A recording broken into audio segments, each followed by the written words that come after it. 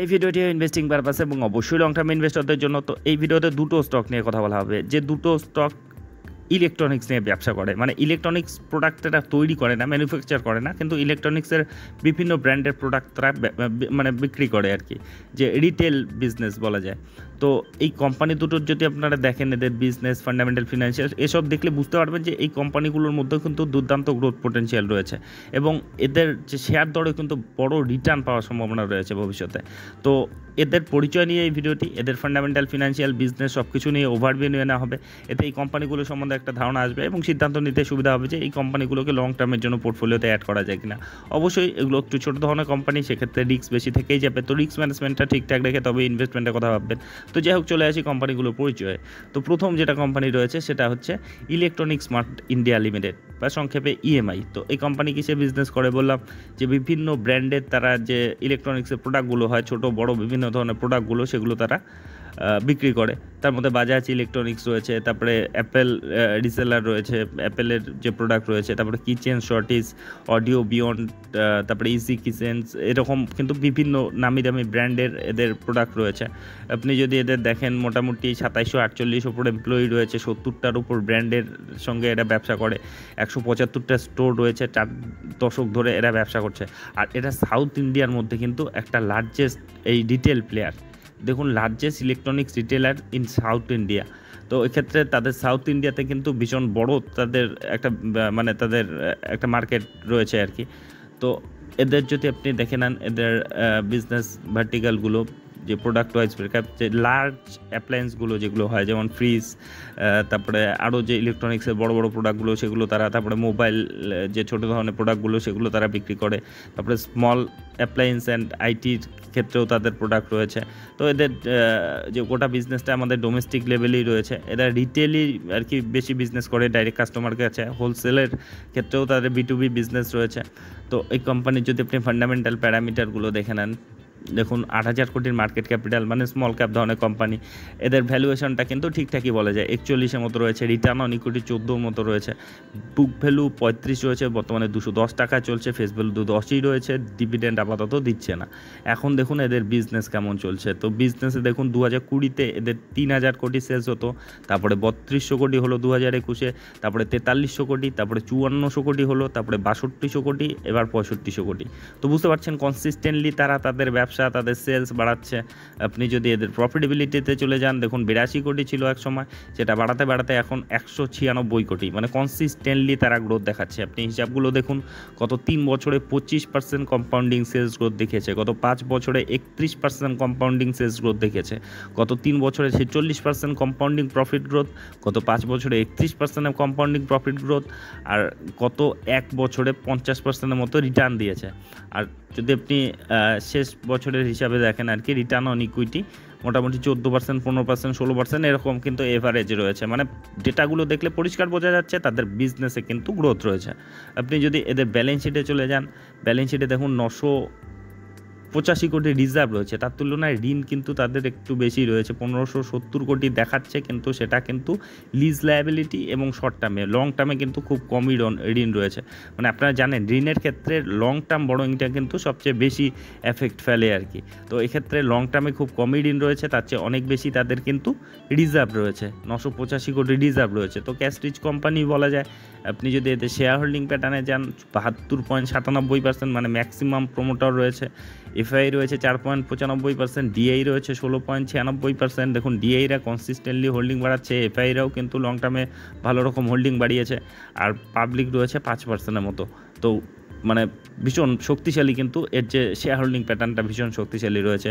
Balance শিটের মধ্যেও strength রয়েছে। আর সবচেয়ে বড় কথা, তাদের বিজনেসে কিন্তু গ্রোথ রয়েছে। তাদের যে compounding sales growth, compounding profit growth, stock price, CAGR সব কিছুর মধ্যে গ্রোথ রয়েছে। স্টক প্রাইস, আচ্ছা স্টককে কীরকম গতি রয়েছে দেখুন, 209 টাকায় বর্তমানে চলছে। গত 6 মাসে রিটার্ন দেখলে 12%-এর মতো সাধারণ রিটার্ন, গত 1 বছরে 50%-এর মতো কিন্তু মোটামুটি একটা রিটার্ন দিয়েছে। আর 5 বছরে 139%-এর মতো রিটার্ন দিয়েছে। 5 বছরও হয়নি, 2022 সাল থেকে এটা মার্কেটে মার্কেটে রয়েছে তখন থেকে এখন পর্যন্ত 139% একটা কিন্তু সুন্দর রিটার্ন দিয়েছে।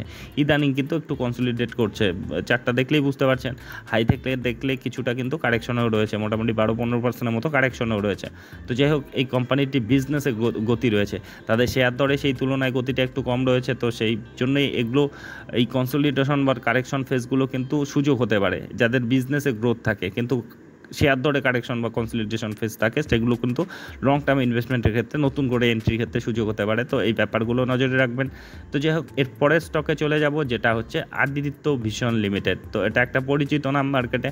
তো এদের যদি আপনি বিজনেস দেখেন, এদেরও বিজনেস কিন্তু বিজনেস নেটওয়ার্ক অনেকটাই বাড়িয়েছে। আপনি যদি এদের হিসাবগুলো দেখেন, দেখুন কত বড় বড় ব্র্যান্ডের নিয়ে কাজ করে: Samsung, LG, Sony, Godrej, Whirlpool, Voltas, Hitachi, Lenovo, HP, Havells, Bajaj, Acer, Asus, Philips, Panasonic, মানে সব নামি দামি ব্র্যান্ড নিয়ে কিন্তু এরা কাজ করে। জেবিএল, তারপরে কেন্ট, আর বিভিন্ন ধরনের প্রোডাক্ট। আপনি ব্র্যান্ডের নামগুলো দেখেই বুঝতে পারছেন যে কোন ব্র্যান্ডটা কোন বিজনেস করে। যেমন গোদরেজ, তারপরে এইচপি, লেনেভো, এগুলো ল্যাপটপ বা যে মোবাইল ট্যাব এসব নিয়ে। তারপরে আসুস, এসআর, তারপরে Dell, Motorola mobile, Panasonic, Philips, মানে প্রত্যেক ধরনের কিন্তু এদের প্রোডাক্ট রয়েছে। আপনি দেখুন এদের যে কাস্টমার ফিনান্স পার্টনার যে রয়েছে, Bajaj Finserv, HDFC bank, IDFC first bank, Paytm, এরকম কিন্তু তাদের কনজিউমার ফিনান্স রয়েছে তাদের। তো বুঝতে পারছেন এদের বিজনেসটা নেটওয়ার্ক কিন্তু এরা স্ট্রং করেছে। আপনি যদি এদের দেখেন, হোম অ্যাপ্লায়েন্স এবং এন্টারটেনমেন্ট সলিউশন, সেখানেই সবচেয়ে বেশি এদের প্রোডাক্ট রয়েছে 66% মতো। ডিজিটাল গ্যাজেটে 21% মতো রয়েছে, অন্যান্য ক্ষেত্রে 13% মতো রয়েছে। এদের যদি দেখেন, সেলস অফ ইলেকট্রনিক্স আইটেম থেকেই সবচেয়ে বেশি এদের রেভিনিউ আসে, এবং ডিস্ট্রিবিউশন চ্যানেল B2C বিজনেসই কিন্তু তারা করে, মানে রিটেলদের সঙ্গে ডাইরেক্ট এদের বিজনেস রয়েছে। আচ্ছা, এদের যদি আপনি ফান্ডামেন্টাল প্যারামিটারগুলো দেখে নেন, এদের যে মার্কেট ক্যাপিটাল বর্তমানে রয়েছে 6473 কোটি, মানে স্মল ক্যাপ ধরনের কোম্পানি। প্রাইস এর্নিং রেশিও একটু ভ্যালুয়েশনটা কিন্তু হাইয়ের দিকে রয়েছে, 69-এর মতো রয়েছে। রিটার্ন অন ইকুইটি সুন্দর রয়েছে, 25%-এর মতো রয়েছে। বুক ভ্যালু 38 রয়েছে, বর্তমানে 500 টাকার উপরে চলছে। ফেস ভ্যালু 1 রয়েছে, ডিভিডেন্ডও দিচ্ছে 0.18% হিসাবে। এখন দেখি এদের বিজনেস কেমন চলছে, বিজনেসে গ্রোথ রয়েছে কিনা। দেখুন 2020-তে ছিল 797 কোটি, তারপরে বছর 748 হলো, তারপরে বছর 899 হলো বেড়ে, তারপরে 899 থেকে একেবারে 1322 2023-এ, তারপরে 1300 থেকে 1700 হলো 2024-এ, তারপরে 1900 হলো। মানে কনসিস্টেন্টলি গ্রোথ দেখাচ্ছে এবং খুব বড় গ্রোথ দেখাচ্ছে, আপনি দেখুন। আর আপনারা যদি দেখেন এদের যে নেট প্রফিটেবিলিটি, দেখুন 6 কোটি ছিল সে সময়, এখন বাড়াতে বাড়াতে 93 কোটি, মানে কত গুণ বাড়িয়েছে এই 5-6 বছরে। 6 কোটি থেকে 14 কোটি হয়েছে, তারপরে 20 কোটি হয়েছে, 35 কোটি হয়েছে, 64 কোটি হয়েছে, 67 কোটি হয়েছে, 93 কোটি, মানে কনসিস্টেন্সি রয়েছে দুর্দান্ত। আপনি যদি দেখেন গত 5 বছরে 25% কম্পাউন্ডিং সেলস গ্রোথ, গত 3 বছরে 33% কম্পাউন্ডিং সেলস গ্রোথ, গত 5 বছরে 69% কম্পাউন্ডিং প্রফিট গ্রোথ, আর গত 3 বছরে 57%-এর মতো কিন্তু তাদের প্রফিট গ্রোথ দেখিয়েছে, মানে কম্পাউন্ডিং প্রফিট গ্রোথ। আর যদি 3 বছরের হিসাবে এদের স্টক প্রাইস যে দেখেন, দেখুন 77% মতো, মানে শেয়ার দরেও কিন্তু দুর্দান্ত গতি রয়েছে। সে একটু বেশি রয়েছে তাদের বিজনেসের গ্রোথের তুলনায়, তাদের শেয়ার দরের গ্রোথটা একটু বেশি রয়েছে। তো স্মল ক্যাপ কোম্পানিতে কিন্তু এরকম যে পিকচার প্রায়ই দেখা যায় আর কি। তো যাই হোক, এগুলো মানে যেগুলো আর কি ছোটো ধরনের কোম্পানি, তাদের গতিটা একটু বেশিই থাকে যদি তাদের বিজনেস ঠিকঠাক থাকে। গত 3 বছরে 37% হিসাবে রিটার্ন অন ইকুইটি দেখেছে। আপনি যদি এদের ব্যালেন্স শিটে চলে যান, দেখুন 474 কোটি রিজার্ভ, আর সেটা কি দ্রুত গ্রো করছে। দেখুন 2020-তে ছিল 25 কোটি মাত্র, তারপরে 37 কোটি হলো, তারপরে 67 কোটি হলো, তারপরে 124 কোটি হলো, 474 কোটি হলো। মানে কনসিস্টেন্টলি তারা কিন্তু তাদের রিজার্ভ বাড়াচ্ছে। আপনি ঋণ যদি দেখেন, 319 কোটির মতো ঋণ দেখাচ্ছে। 319 কোটির মধ্যে তাদের লং টার্মে কিন্তু একেবারেই ঋণ নেই, ঋণমুক্ত কোম্পানি। এটা ভীষণ একটা পজিটিভ ব্যাপার। একটা ছোট কোম্পানির ক্ষেত্রে যখন ঋণমুক্ত হয়, তাদের বিজনেসটা দ্রুত গ্রো হওয়ার সম্ভাবনা থাকে। তো এদের ব্যালেন্স শিটটা কিন্তু এ ক্লাস রয়েছে, একেবারে ঋণমুক্ত কোম্পানি যেটুকু রয়েছে শর্ট টার্মে রয়েছে, এবং লিজ লায়াবিলিটি রয়েছে। শেয়ার হোল্ডিং প্যাটার্নটা দেখে নিন, এখানে 53% মতো প্রমোটার, এফআইআই রয়েছে 12% মতো, ডিআই রয়েছে 8% মতো। দেখুন এফআইআই ডিআইরা কনসিস্টেন্টলি হোল্ডিং বাড়াচ্ছে। আপনি যদি দেখেন, দেখুন 2023-এ মাত্র 1%ও ছিল না, 2024-এ 9% হলো এফআইআই, তারপরে 12% হলো এফআইআই, তারপরে ডিআই দেখুন 2022-এ ছিলই না, তারপরে 1%ও ছিল না, তারপরে 7% হলো 2024-এ, এখন 8%, 8.5%-এর মতো। মানে কনসিস্টেন্টলি কিন্তু তারা হোল্ডিং বাড়াচ্ছে। হোল্ডিংটা কমাচ্ছে কারা? কিছুটা কমিয়েছে পাবলিক, দেখুন 31% ছিল, এখন সেটা 26%। আর কিছুটা কমিয়েছে হচ্ছে প্রোমোটার। তো প্রোমোটারটা মানে হোল্ডিং বেচতে পারে, যে কেউই হোল্ডিং বিক্রি করে, প্রফিট বুকিং করে, কিন্তু সেটা স্ট্রং হ্যান্ড থেকে স্ট্রং হ্যান্ডে যাচ্ছে কিনা। দেখুন এফআইডি এটা কিন্তু কিনে নিচ্ছে, ইনস্টিটিউশন যেখানে ভরসা দেখাচ্ছে সেখানে কিন্তু ভরসা পাওয়াটাই একটা স্বাভাবিক ব্যাপার। তো এরও কিন্তু শেয়ার হোল্ডিং প্যাটার্নের মধ্যে পজিটিভিটি রয়েছে। শেয়ার হোল্ডিং প্যাটার্ন কি, এদের যে ব্যালেন্স শিটটার মধ্যেও পজিটিভিটি রয়েছে, আর এদের মোট কথা তাদের যে বিজনেসে কিন্তু দুর্দান্ত গ্রোথ রয়েছে। গত 10 বছরের হিসাবে দেখলেও দেখুন, গত 10 বছরে 30% কম্পাউন্ডিং সেলস গ্রোথ, গত 10 বছরে কম্পাউন্ডিং প্রফিট গ্রোথ 60%, মানে খুবই কনসিস্টেন্ট রয়েছে এটা এদের বিজনেসে। এদের কিন্তু কিছুদিন আগে কর্পোরেট অ্যাকশনও হয়েছিল, যার পরিপ্রেক্ষিতে এখন 500 টাকা মানে 500 টাকার আশেপাশে পাওয়া যাচ্ছে আর কি এ শেয়ারকে। আপনি যদি এদের রিটার্ন দেখেন, গত 6 মাসে 57%-এর মতো রিটার্ন, গত 1 বছরে 119%-এর মতো সুন্দর রিটার্ন, আর 5 বছরে 22,000%-এর দুর্দান্ত রিটার্ন দিয়েছে। মানে কী হারে গতি রয়েছে বুঝতেই পারছেন। তো যাই হোক, এই কোম্পানিগুলোর কিন্তু ছোটো ধরনের কোম্পানি গ্রোথটাও কিন্তু সেরকমই হয়। দেখুন যারা 22,000% রিটার্নে বসে রয়েছেন না, তারা যখন তখন কিন্তু প্রফিট বুকিংও করতে পারে, এবং প্রফিট বুকিং হলে কিন্তু সেটা বড় হয়।